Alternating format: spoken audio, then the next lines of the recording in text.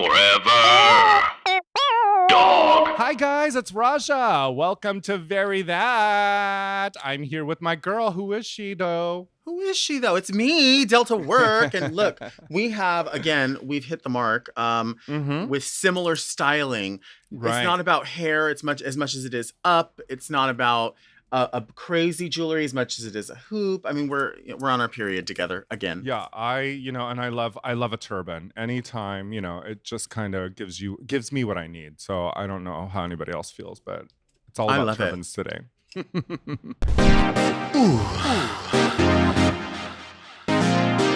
Come on. Oh yeah. Ow. Ay, wait. Very that. She's so bad. Oh, honey. But why is she so very bad? Very that.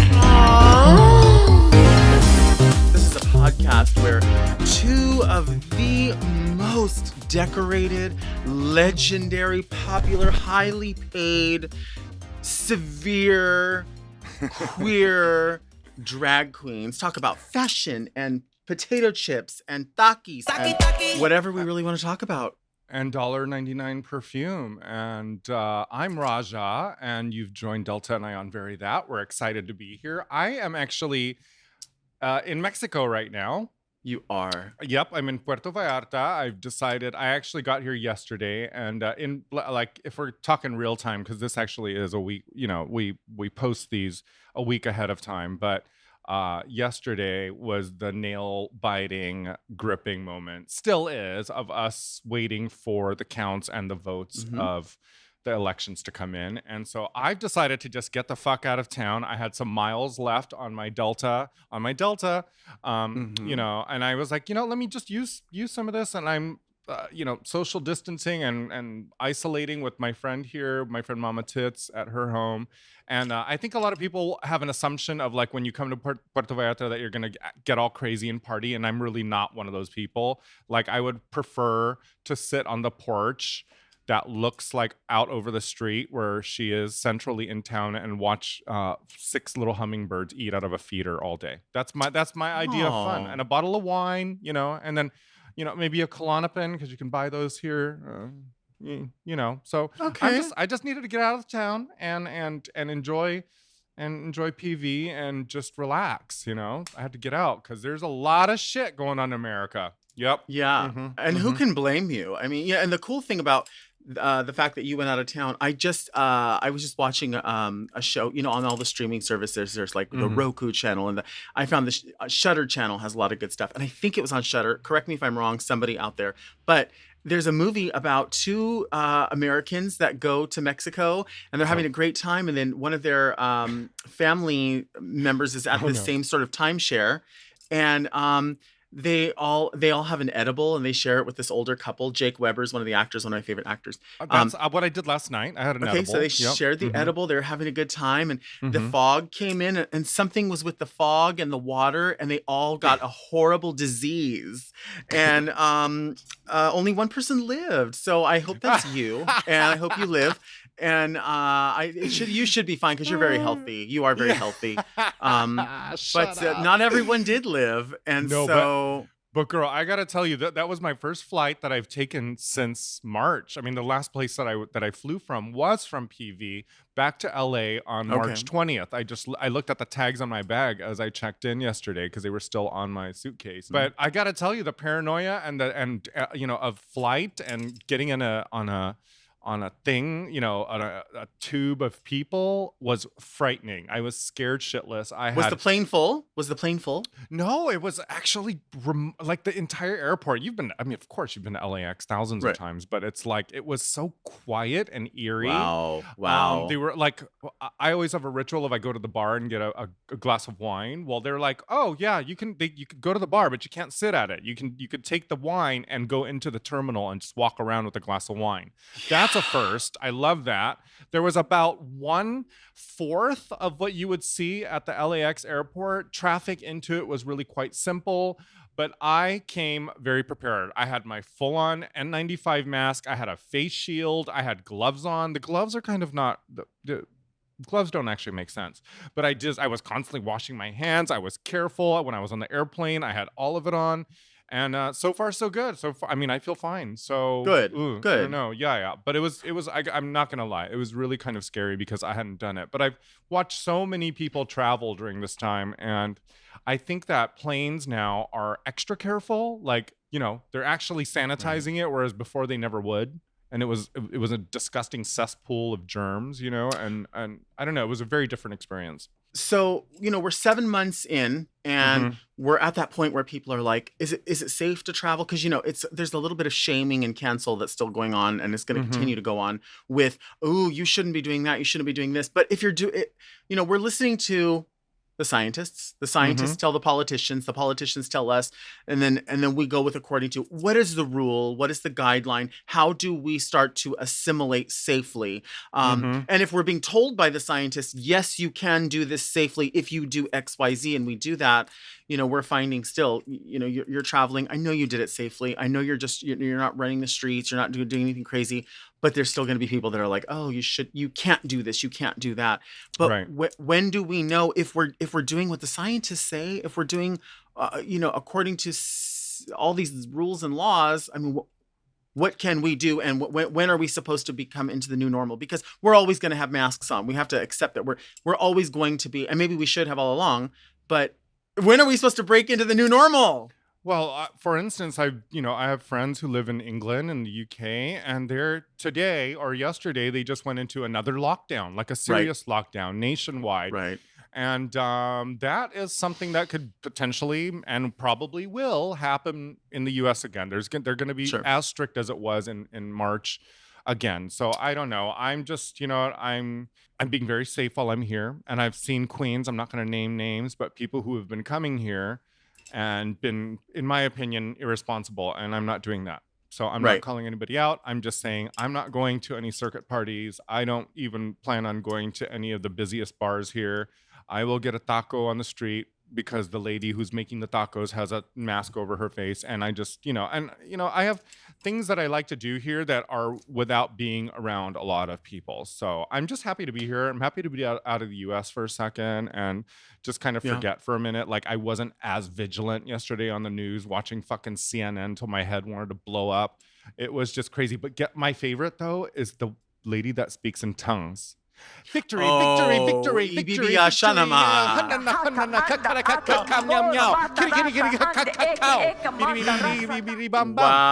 Well, to be honest with you, she might be kin to us because we have been known to we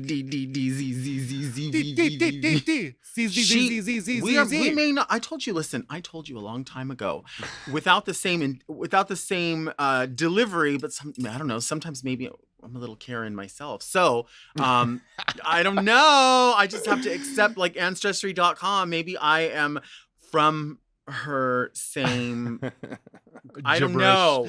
But you feel me. Spouting, some of the girls speak in tongues, and some of the girls. Yeah. Some of the girls go to church, and some of them go dee. Do you remember that? Victory. The actual Shumadagurls when you told me about that? You were actually out of town when it happened to you. We have to talk about Shumadagurls, and Shumadagurls is really a wide piece of conversation because it really comes from an overheard conversation between a couple cross-dressers. Which, are we cross-dressers? Is drag queen and CD still the same thing? We wear the clothing that is typically somebody else's clothing, so yes. I mean, we're costume wearers, I suppose. Yeah, but you know what? Cross-dressers, or AKA transvestites, that's what they were called back in the day. I'm not sure if that's the name anymore, but generally they're sort of a straight guy, who secretly or with permission from his wife, they're usually married guys who like to put on female clothes, and it makes them feel comfortable in their dress. And it also is used sometimes as a bit of a fetish. None of those things are bad. I don't knock them. I'm not saying anything Right. bad about it, but some of it is kind of funny. Well, some of in specific, the conversation that you overheard Mhm. involved a person with a fun traditional, backyard barbecue dad accent that we all know. And so, juxtaposed with what we have been told is Mhm. the feminine role, the female, the male, the masculine role, and all of those things. It's just something from back in our day that was considered, because there's lines between gender and gender identity and transvestism versus being transgender versus doing drag versus wearing a Halloween costume. There's so many, and it all overlaps now, which is great because the discussion's there. But Shumadagurls, the person would say, Shumadagurls at my event like to wear a stiletto heel, and Shumadagurls like to wear a kitten heel. Some of the girls might like to have a French tip fingernail, and some of the girls like to cross their legs during dinner. Some of the girls will wear a shimmer pantyhose. And some of the girls might wear a earring that's smaller than a quarter, and some of the girls might wear a $50 size earring. And That's what some of the girls do. Some of the girls like a little lip gloss, and some of the girls like a little nose contour. Some of the girls like an Jesus. off-the-shoulder top, and some of the girls like to wear a... Some of the girls put Some of the girls- aftershave on their body instead of body spray when they're in drag. Some of the girls go to the 99 Only store to get their perfumes. And some of Fuck the off! girl- I am and some of the s- girls. And some of the girls go to duty free. You're an idiot. I swear to God.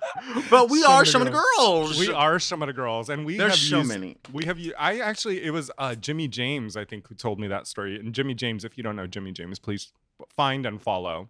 Oh, the only. Because Jimmy James is a legendary queen, and back in the 80s and early 90s, really kind of molded and was aspirational for me because she was a Marilyn Monroe impersonator at that time, and it is in my lifetime, and as I've ever seen it, it is the best Marilyn Monroe impersonator. But Oh, anyway, 100%. yeah, 100%. I mean, go watch 100%. these old videos. She sings live. Jimmy James is an absolute legend and a hysterical fucking storyteller, and an amazing voice artist with so many impressions and impersonations and especially of legendary people that many people once they hear them may have only heard about them through Jimmy James. So that could open the door for a lot of people to realize there's more out there than just what's on pop radio, Not that there's anything wrong with pop radio, but there's just more.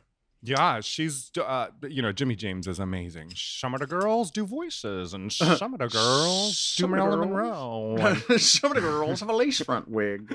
Well, listen, we are going to take a little bit of a break, and we will be right back.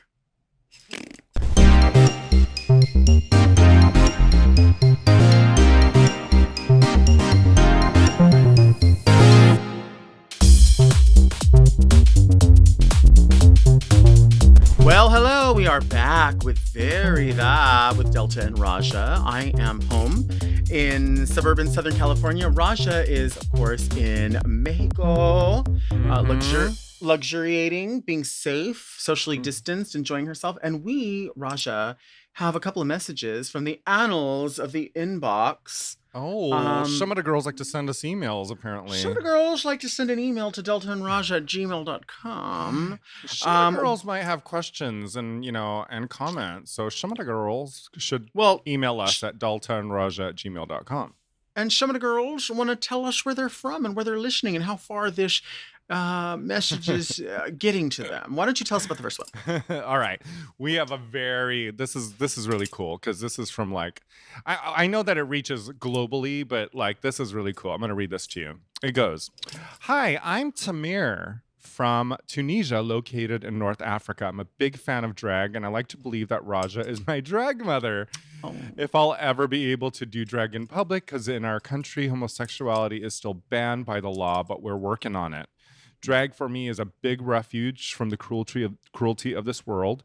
Keep up the good work, you guys. Love you, XOXO." And again, that is Tamir from Tunisia in North Africa. I've never been to the continent of Africa.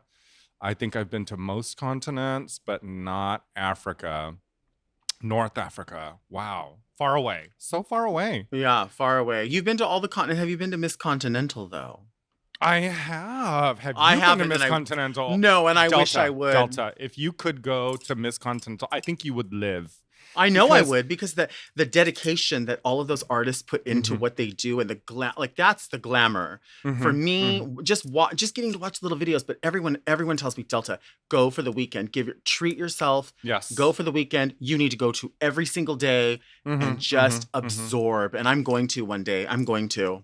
It is fun. I've been to multiple pageants all over the country, and I've got to say Continental is the one that is most exciting because, first of all, it's the best of the best performing up there. Right. And it isn't an easy process to get into that competition. So that on its own, you can see some of the best entertainers and really see the vast spectrum of what drag is too, because it's primarily a trans drag competition.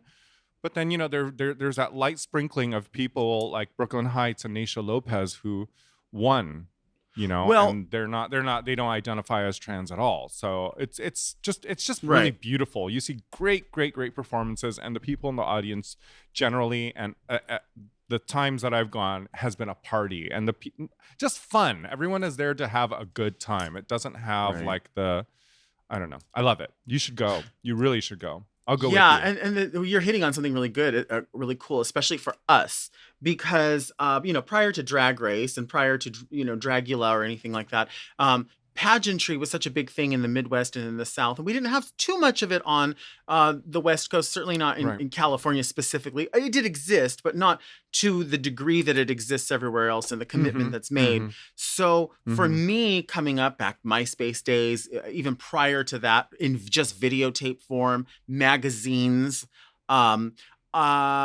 hearing about that was the goal, was to be, like when we worked at Peanuts, it was a mostly trans bar. So, the goal that you would be able to be included in something like that meant that you felt separated and set apart as a female illusionist. And that's what's so exciting about, anytime I see anything related to Miss Continental, Miss Continental Plus, Miss Continental Elite, Mr. Continental, any of it is so exciting to me. And we have friends like, our friend Fantasia Lamour, who has been part of that, who's been part of Miss Westland. And so she's many won. and just exciting. Anyway, when I hear the word continent, sorry, Tamir. Sorry, Tamir. Yeah. I know we're talking about Tunisia, but I'm talking about Miss Continental. No, but you know what? We might as well teach Tamir about Continental if Tamir was not aware of it at all. But okay, so let's get back to Tamir's question. I'm a big fan of drag, and he believes that Raja is his drag mother. First of all, you may not want me as a drag mother because I'm a very negligent mother, and I've said this many times. My kids don't rely on me for any sort of beauty or performance advice. The reason why my children or my drag children are my drag children is because they are self-sufficient. And they are badasses, and they don't really give a fuck about what I have to say. That's why they're my kids. Because they're brats. They're badasses, and they just, I let the kids do what they need to do, and then they can come to me for, mentoring or, maybe money, but not usually. Not usually. Now, but with that said, do you believe that the children are the future? I do believe the children are our future. If you teach them well, and just let them lead the way, you can show all the beauty that they possess inside. I with my drag children, I give them a sense of pride. And so I think drag is a bit of a refuge for many people. Certainly, you living in Tunisia, I wish you safety, and I wish you freedom, and I wish you individuality, but more than anything, geographically, I wish you safety. So but we have another letter from Paul. Ooh. I'm going to read this one. I know. Hi, I recently watched your Halloween podcast on YouTube, and it had me feeling all nostalgic. I remember the first time I saw both of you perform. I saw Delta at VIP in Riverside in the late 90s. When they announced her and she came out, I thought this girl is Suzanne Sugarbaker from Designing Women, and how ballsy if the queen was to perform a classic song. And you did. I believe it was Doris Day or something like that. But I and the rest of the audience was captivated. Oh, that's sweet. Now, when I first saw Raja perform, it was a different story. It was in the late 90s at I know, Oz. I'm worried. Let's see what he says. It was in the late 90s at Oz. My friend Kiana, Oh, by the way, yes. yeah, and I actually just talked to Kiana the other day. My friend Kiana was a performer there. Raja was in an all-white swimsuit, had a straight jacket, and had all these slinky eyeball glasses on. And had those slinky eyeball glasses on. She was sitting in a chair performing to I Feel Like I'm Going Crazy. It was the first time I'd seen Alternate. Feel like I'm going crazy. That one. Remember that? Yep, I remember that. I remember exactly that day. What is that?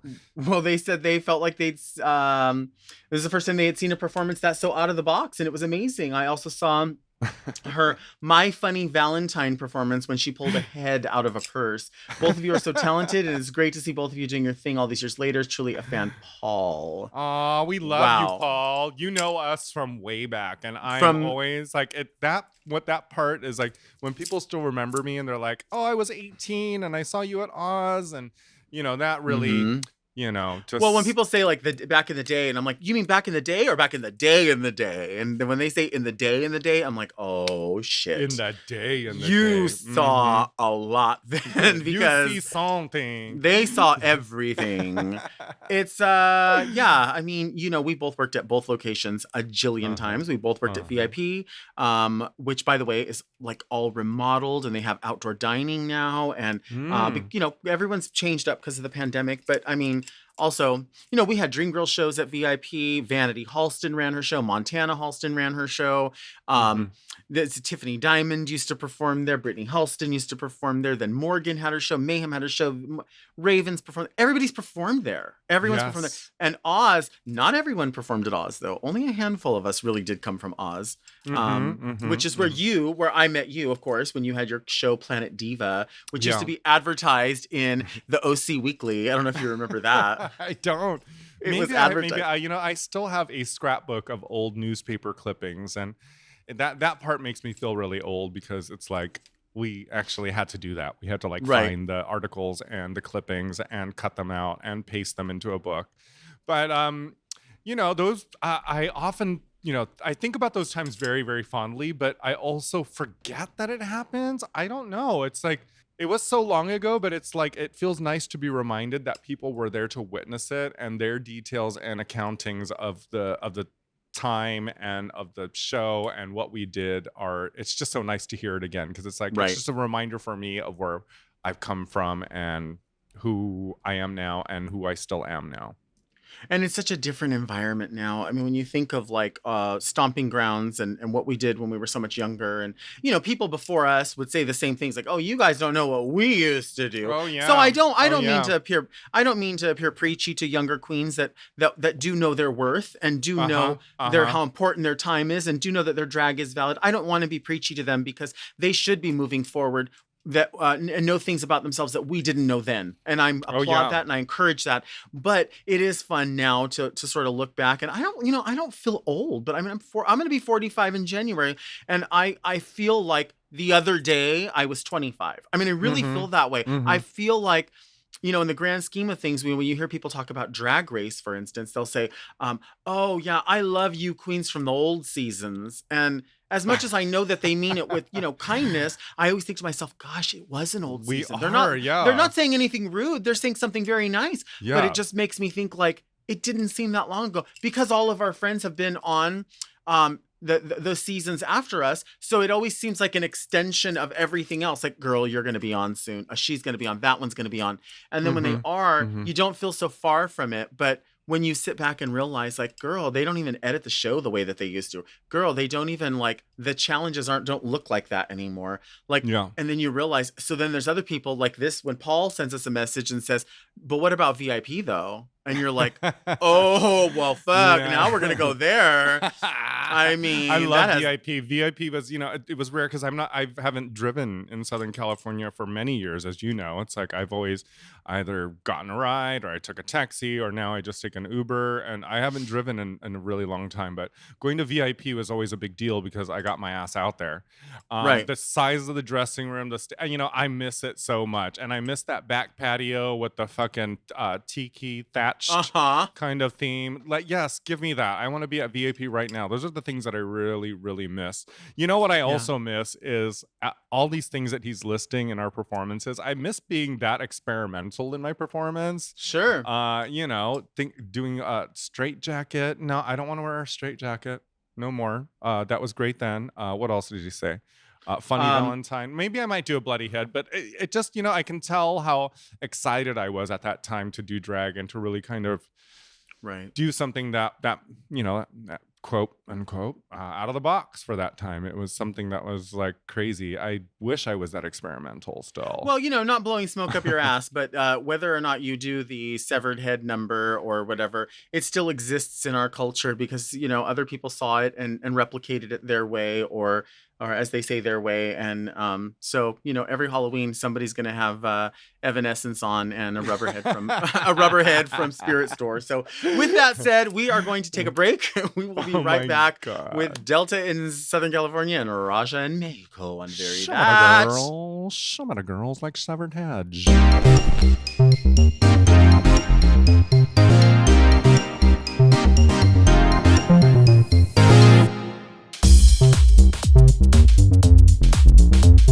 Passable. When you're passable, anything is possible. I'm passable. I'm passable. We are back with Very That. Yes. See we are back. something. You find something, you see something. It's time. I see something. It's time for see something. And I do definitely. This photo came from my actual box of photos. My little.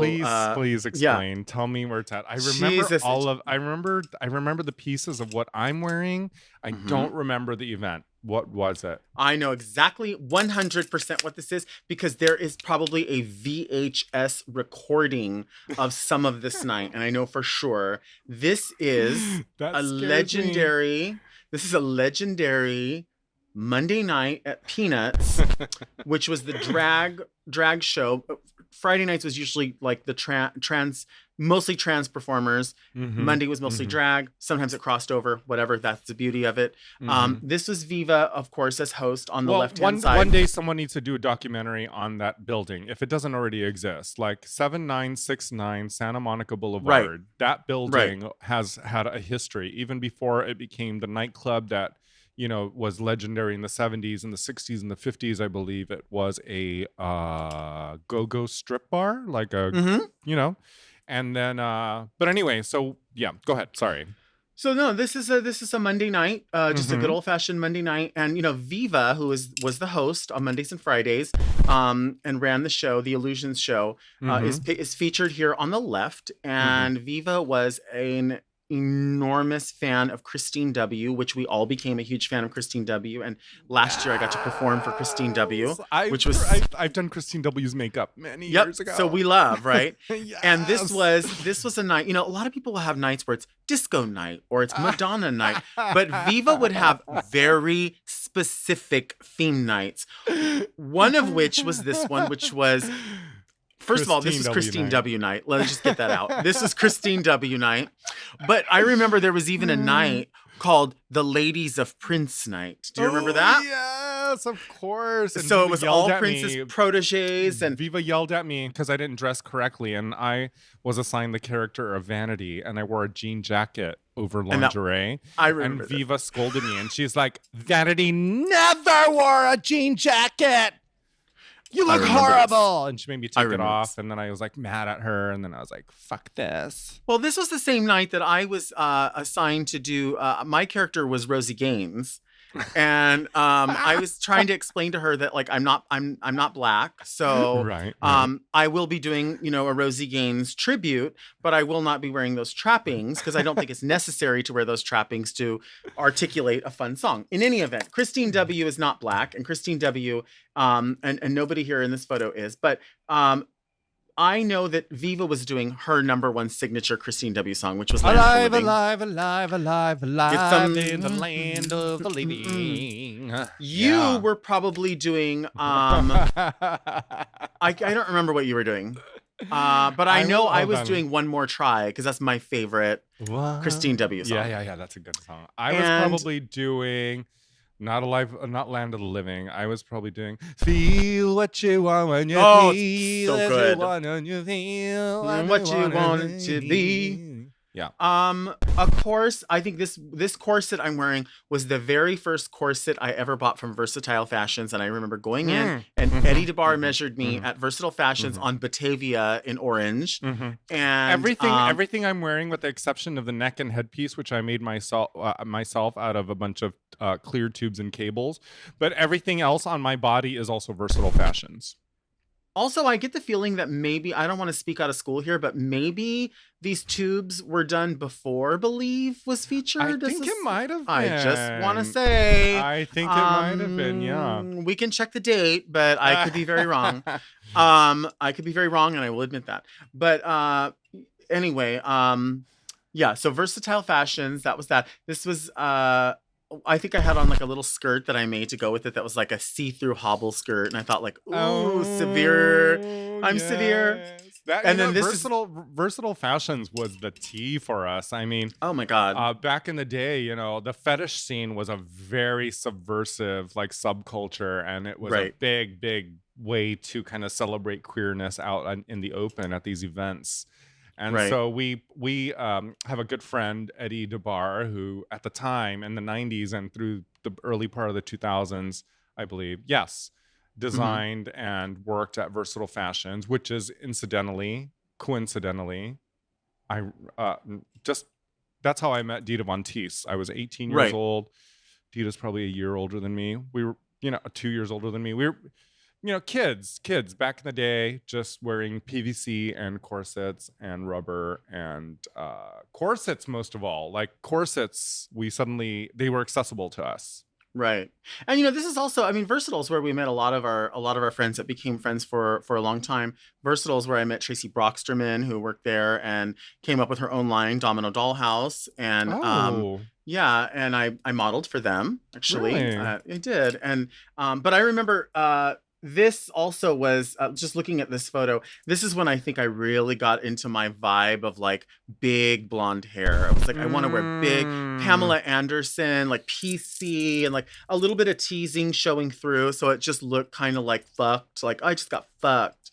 Like that's, And anyway, that's kind of what I did there. I remember you were like Chi LaRue. Oh, that was one. Chi LaRue. And do you remember, of course, Jasmine, White Jasmine, Big Jasmine? Yeah. Those were my icons, coming up. Mama. Those were when I was coming up, that I wanted some piece of that. And I didn't know specifically what piece of it I wanted, but like I wanted to be as glamorous and as confident as those people. And it's fun to still make a connection with those people, like still to this day. I mean, I have stuff that Chi has gifted me that I still wear to this day. Back, way before she had her weight loss. And Jasmine is I think still living in Long Beach. It's interesting. All those people were around during that time. I mean, all those people were around during that time, and they're still around, in different capacities.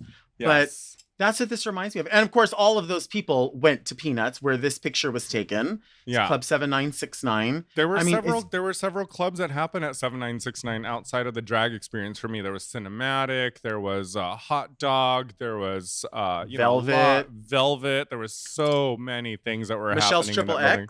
Michelle's Triple X, which was a lesbian night that had strippers. Hot, gorgeous. And again, the Mondays and Fridays that we mentioned, which Monday was technically the drag night, and Fridays were the trans identifying girls night. It was really kind of a hooker bar, to be very honest. It was a great place for a lot of sex workers to come and advertise their wares, and it was fun. The music was wonderful. Fun, and it was safe. We used to have a safe time. Not a fucking camera in sight to shoot the shenanigans. There was a glory hole in the women's restroom. Stop it. There was different places like you could go through around the back bar in this small pathway, and and walk along the bar with your hand like this. Yeah, and just kind of feel around, and it felt back. Feel what you want.